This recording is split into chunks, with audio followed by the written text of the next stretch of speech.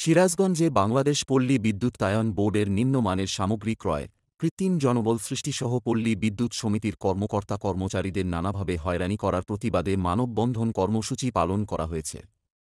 সোমবার ৩০ সেপ্টেম্বর সকাল ১১টায় জেলা প্রশাসকের কার্যালয়ের সামনে সিরাজগঞ্জ পল্লী বিদ্যুৎ সমিতির সকল কর্মকর্তা ও কর্মচারীদের উদ্যোগে সিরাজগঞ্জ পল্লী বিদ্যুৎ সমিতির senior general manager Ali Ashraf Mohammad সালেহের সভাপতিত্বে ঘণ্টাব্যাপী এ মানববন্ধন পালিত হয়।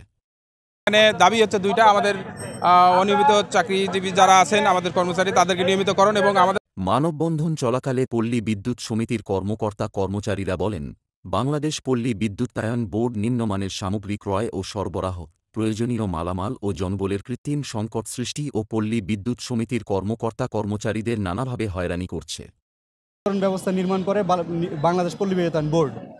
বর্তমানে আমাদের আমরা গ্রাহকদেরকে নতুন সংযোগ দিতে পারতেছি না। জনমনে পল্লী বিদ্যুৎ সমিতির বিরুদ্ধে বিরূপ ধারণা সৃষ্টিতে সহায়তা করছে। আমরা এর সুষ্ঠু তদন্ত সাপেক্ষে প্রয়োজনীয় ব্যবস্থা গ্রহণের দাবি জানাই। কর্মসূচিতে সিরাজগঞ্জ পল্লী বিদ্যুৎ সমিতির বিভিন্ন পর্যায়ের কর্মকর্তা-কর্মচারীরা অংশগ্রহণ করেন।